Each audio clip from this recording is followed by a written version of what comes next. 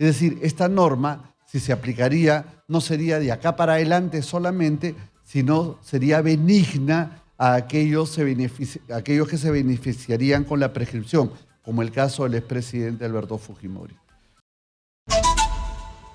Estamos nosotros aquí en estudios y le doy la bienvenida con Raúl Canelo, decano del Colegio de Abogados de Lima. Bienvenido, doctor Canelo, a Exitosa. Karina, muchas gracias por la invitación. Muchas gracias por estar aquí. Pasan muchas cosas y ahora muy seguido resulta que ya cuando va a acabar la legislatura se ponen muy productivos los congresistas. ¿Qué es lo que ha pasado el día de hoy? He estado hablando yo con los dos protagonistas, que digamos los antagónicos, el protagonista, el antagónico, de esta ley que precisa la aplicación y alcances del delito de lesa humanidad y crímenes de guerra en la legislación peruana. El congresista Rospigliosi me decía algo, ¿no? Me decía que no es una ley con nombre propio por Alberto Fujimori, ¿no? Que además me precisaba que es una ley que no existía antes del 2001, si no me equivoco. Aquí tengo yo antes del 1 de julio del 2002, entra en vigencia del Estatuto de Roma de la Corte Penal Internacional aquí en el Perú. Entonces, ahí está la discusión, porque toda la lucha antiterrorista fue antes de este día. ¿Ante qué estamos nosotros? ¿Quién tiene la razón en realidad? ¿Cómo entendemos esto que ha pasado en el Congreso de la República? Karina, efectivamente no se trata de una ley con nombre propio, pero beneficia sin duda al expresidente Alberto Fujimori. Si bien es cierto, el Estatuto de Roma y otros convenios internacionales se producen a partir del 2001, entran en nuestra legislación, y entonces vamos a dividir esto en dos. Desde una perspectiva del derecho nacional, aquí se produciría un problema que se llama la aplicación de la ley en el tiempo. Y la Constitución, aquí y en varios países, establece que en materia penal no se puede aplicar la retroactividad. Sin embargo, se permite la retroactividad benigna. Es decir, esta norma, si se aplicaría, no sería de acá para adelante solamente, sino sería benigna a aquellos que se beneficiarían con la prescripción, como el caso del expresidente Alberto Fujimori. A ver, esa solución sí es propia del derecho nacional. Si estamos en un conflicto de normas en materia penal exclusivamente, entiendo lo que se está diciendo. Y sí, sería una posición creíble, sólida de esa perspectiva.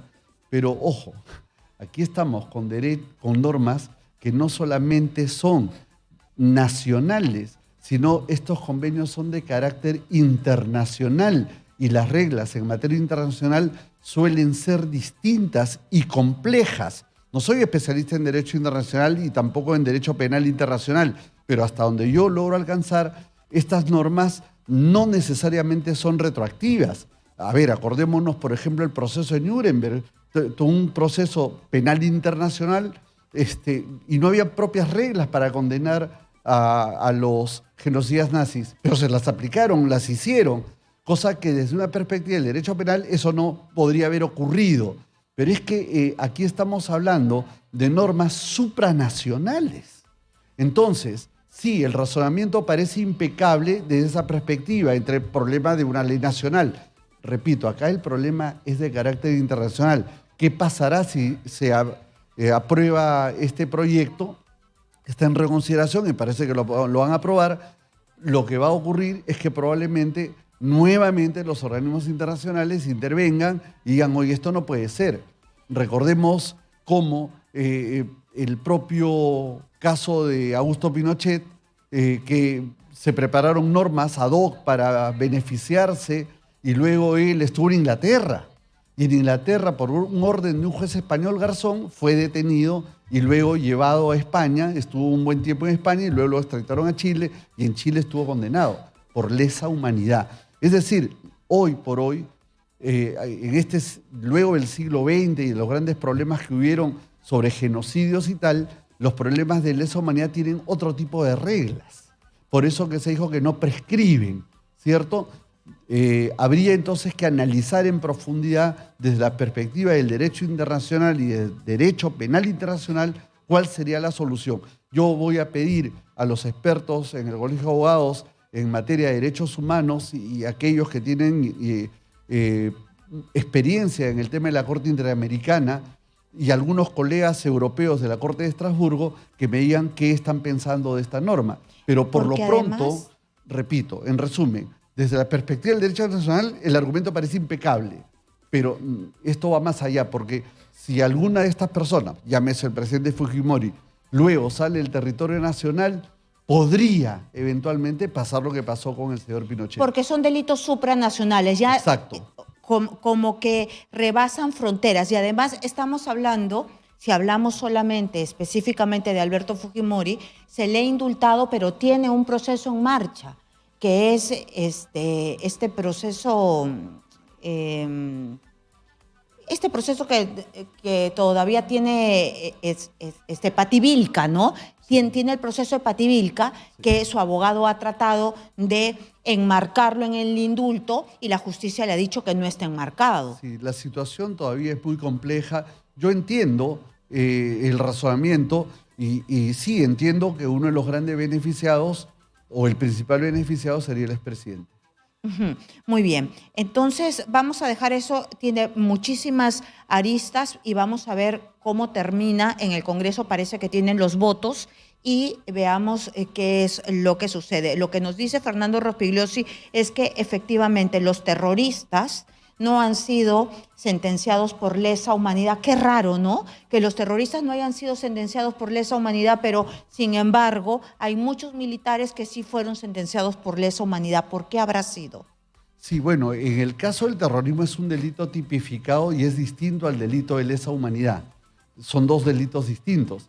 ¿Pero acaso Abimael Guzmán no ha sido un genocida? ¿Eso no es lesa humanidad? Además, el secuestro que hacía el MRTA, que son terroristas, este aniquilamiento selectivo, ¿no son delitos de lesa humanidad dentro del terrorismo?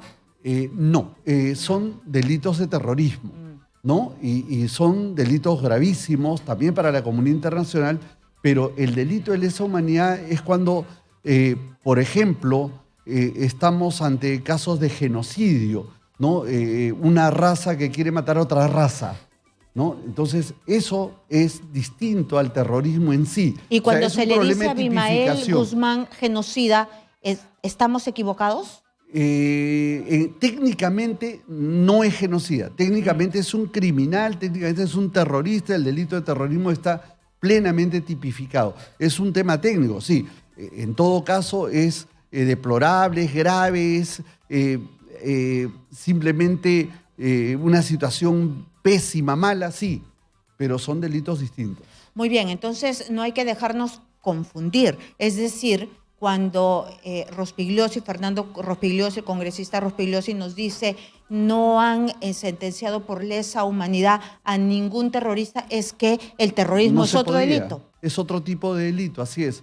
Una cosa es el robo, otra cosa es el hurto. Una cosa es el homicidio, otra cosa es el prevaricato. Son cosas distintas. Son igual de malas, pero son delitos distintos. ¿Y el terrorismo puede llegar hasta cadena perpetua? El terrorismo puede llegar a cadena perpetua. De hecho, así funciona. Así es una de las penas más graves.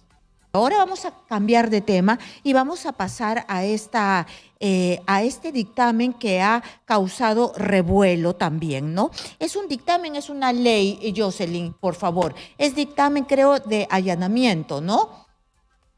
Es un dictamen, me parece, y que todavía va a pasar al Pleno. Muy bien. Es el dictamen salido de la Comisión de Justicia. ¿Qué es lo que dice aquí? Es lo que yo estoy leyendo, ¿no?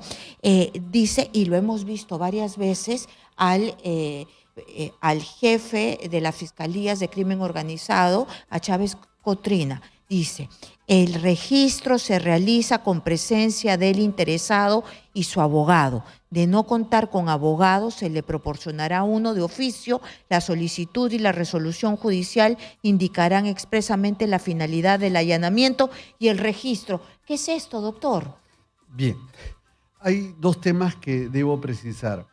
Uno, que efectivamente hay un exceso por parte de fiscales y algunos jueces tal vez en dictaminar, en ordenar estos allanamientos. Entonces, acá se está violando la presunción de inocencia y yo creo que quieren hacerse famosos muchos de estos magistrados. ¿Cómo tal vez. quiénes? Por ejemplo, el caso del allanamiento de la propia Presidenta de la República. A mí me parece que fue un exceso. Pudo haberse tomado otras medidas, por ejemplo. Pero, a ver... ¿Y hay fiscales que usted cree que se quieren hacer famosos? Bueno, no quiero hablar del Perú, pero probablemente los hay, pero a ver, pero veamos. acá por decir hay fiscales, porque yo he tenido una posición bastante crítica con los fiscales de Lavajato, porque hasta ahorita estoy esperando por decir. Exacto. Bueno, la yo quería dar ese ejemplo. De Susana Villarán. ¿Dónde está? Tenemos años de procesos a personajes políticos, a eso iba, y de cualquier tienda política. Tenemos 4 o 5 presidentes procesados, algunos que han estado detenidos, candidatos a la presidencia, candidatas a la presidencia, tenemos a la exalcaldesa, todos procesados, incluso con detención en algunos casos, arresto domiciliario al presidente Kuczynski, etc. Y la presunción de inocencia no se aplica en el Perú entonces, porque hay una mentalidad inquisitiva de los magistrados. No estamos hablando de tal o cual político, estamos hablando en general de personajes, ya sea de la vía política, de la vía económica, empresarios o lo que fuere. Entonces, es muy simpático de pronto para estos personajes que quieren hacerse famosos dictar estas medidas. En Brasil pasó lo mismo. Recordemos que el juez del caso Lavajato terminó siendo vicepresidente de la República, ¿cierto? Pero por el exceso de algunos fiscales no vamos a pasar a amarrar los brazos de la justicia, ¿no? Sí, Karina. El derecho y en el proceso existe todo un mecanismo que se llama el proceso cautelar, las medidas cautelares. En el mundo civil será el embargo, por ejemplo. En el tema penal está el allanamiento, de repente la prisión preventiva, el impedimento de salida, etc. Las medidas cautelares, y voy a ser simple, soy profesor, yo puedo decir, vamos a embargarte. Y voy a embargarte, pero no te aviso. Oye, voy a embargar tu casa, te voy a quitar tu refrigerador, tu casa. No. No se avisa. Voy a embargar tu auto, no se avisa. Son inaudita parte. Es decir, no hay que escuchar a la parte que va a ser objeto de la medida cautelar. Y en materia penal sucede lo mismo. En materia penal, una vez que el juez dicta una medida cautelar, en este caso, por ejemplo, un allanamiento, no tiene por qué avisar y decir que venga tu abogado el día tal, a horas tal voy a ir, porque evidentemente el que va a ser allanado esconderá las pruebas, los medios, las circunstancias que lo pueden agravar en este proceso. Entonces no es así. Lo que sucede es que las medidas cautelares, por su naturaleza, son excepcionales y no implican necesariamente violar la presunción de inocencia. Se dan en circunstancias muy graves, pero acá se ha convertido en la regla. Muy bien. Ese es el abuso. Pero esta ley, a eso iba, sí, lo que está haciendo es desnaturalizar la medida cautelar, porque efectivamente, ya sea por una mala aplicación, no significa que ahora echemos o hagamos tabula rasa de las medidas cautelares, porque con esto ya no sería medida cautelar, porque le estoy dando el aviso para que vaya el abogado y entonces ya no tiene nada de cautelar. Y que está el interesado y su abogado. Y además, el que se ve más perjudicado es precisamente el fiscal de criminalidad organizada. Chávez Cotrina es el que ha salido a hablar porque él es el que se enfrenta al Tren de Aragua. Eso significa que, claro, mañana, señor secuestrador, le aviso que voy a ir a su casa para ver dónde está la secuestrada. Por favor, llame a su abogado. Iré el día lunes a las 6 de la tarde. Eso no tiene sentido. Es un absurdo. Es un absurdo. O sea, si bien es cierto... ¿Y quién les explica a los congresistas? Porque Américo González está convencidísimo. Bueno, los congresistas están convencidos de muchas cosas extrañas últimamente y el Colegio de Abogados está haciendo el mejor esfuerzo por hacer docencia y claro, nos pueden decir que incluso estamos en un lado político, pero no, nosotros estamos trabajando en función de la ley y la Constitución. Y ojalá que los congresistas nos escuchen a los técnicos. El Colegio de Abogados, particularmente en mi caso el decano o la Junta, no está en una función política. Esto está mal, no es correcto. Así como hemos criticado a los jueces y fiscales que exageran, que toman medidas excesivas, bueno, la respuesta que da el Congreso como reacción diciendo avisen cuando hay un allanamiento, no puede ser, pues. Doctor, ¿y la Corte Suprema puede inaplicar una ley? Bueno, en este caso, a ver, la Corte Suprema y los jueces en general tienen lo que se llama el control difuso. Podrían inaplicar una ley que resulta inconstitucional, pero este tema no está en la Constitución. En consecuencia, los obliga. Yo estimo que entren a una reflexión porque aquí ¿quién gana? La delincuencia y la delincuencia común. Yo quiero decirle algo, Karina. Hay una mentalidad inquisitiva en la aplicación de las leyes, sobre todo en materia penal. Y entonces a todo el mundo le van a dictar detención preliminar, etcétera, etcétera. Pero ojo, a todo el mundo del sector político, empresarial y tal. Pero a los delincuentes, secuestradores, sicarios, con ellos sí hay garantías de la Administración de Justicia. Nos vemos a veces asustados, horrorizados, cuando un fiscal le da libertad a un secuestrador, a un sicario, y hemos visto, la policía entrega ahí bandas de 40 personas y a los 2 o 3 días están libres. A ellos, o sea, es curioso, para el delincuente execrable sí tiene todas las garantías del proceso. Los políticos, no interesa de qué tienda sea, algunos personajes notorios del mundo de la farándula, lo que sea, pobrecitos.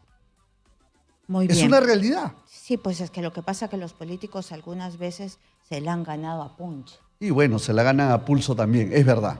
Es Muy verdad. bien, y muchísimas algunos se lo merecen. ¿No? O sea, se lo merecen en el sentido jurídico de la palabra, claro. porque los han encontrado infragantis, etcétera. Entonces sí, claro, ahí procede correctamente. Y ojalá que sea rápido y que no esperemos las sentencias tanto tiempo. Pero por supuesto, pero esto no es la respuesta correcta desde el punto de vista legal. Muchísimas gracias. Hemos estado con Raúl Canelo, decano del Colegio de Abogados de Lima. Espero tenerlo prontamente. Sí, me gustaría, hay tantos temas últimamente. Por supuesto. Por ejemplo, el tema de la falta de presencia del Colegio de Abogados al designar a los miembros del Jurado Nacional de Elecciones o la reciente pretendida reforma del autor Echaíz y la Comisión de Constitución. Vamos a seguir hablando entonces. Lo invito para la próxima semana. Encantadísimo. Perfecto. Estamos acá, estamos en una cruzada por la legalidad y la constitucionalidad en el país. Perfecto, seguimos hablando. Entonces, muchísimas gracias. Hemos estado con Raúl Canelo, decano del Colegio de Abogados de Lima.